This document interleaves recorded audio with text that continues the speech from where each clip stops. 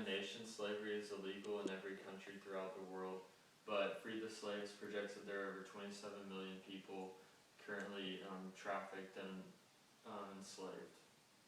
Our society must take a step back and reevaluate the issue of slavery that we originally resolved with the 13th Amendment in 1865.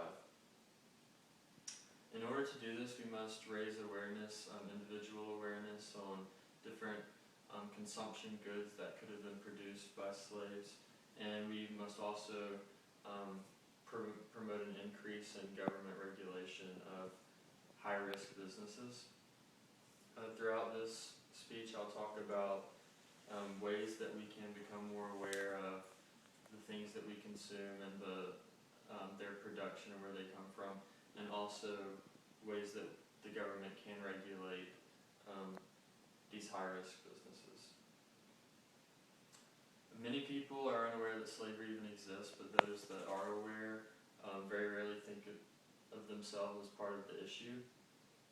In 2012, Congress ordered the Department of Labor to compile statistics on different goods that were made and imported into the United States, called common American consumption goods, that were produced either or partially by slave labor.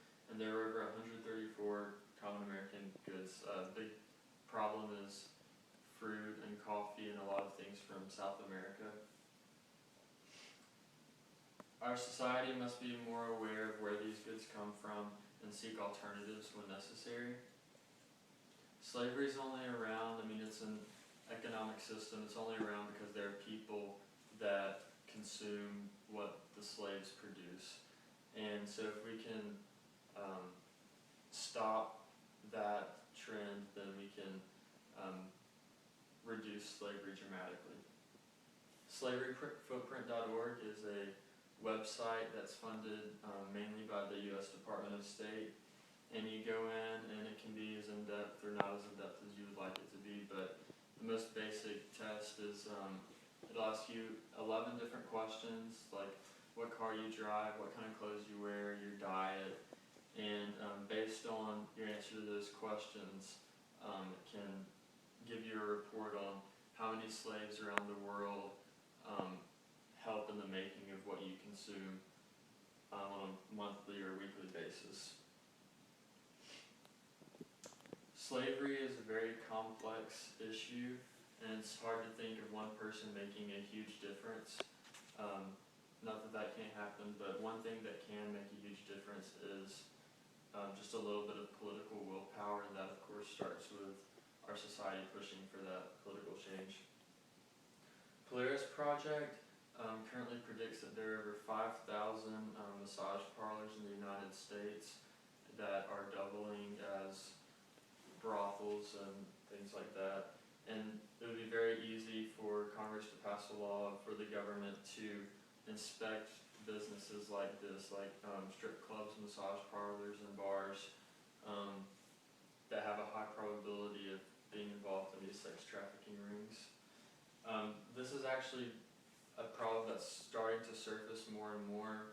MSNBC did a report on these massage parlors, and there have been numerous busts, like there's one in Miami and Chicago and Tampa, where many of these massage parlors were busted all at the same time. New regulations can also be used to fight consumption. As I said before, the Department of State already knows what's coming into the United States and what has a very high probability of being produced by slaves. And it wouldn't take much for these things to just be barred from entering the United States. And that would, shut off the whole market that the United States provides.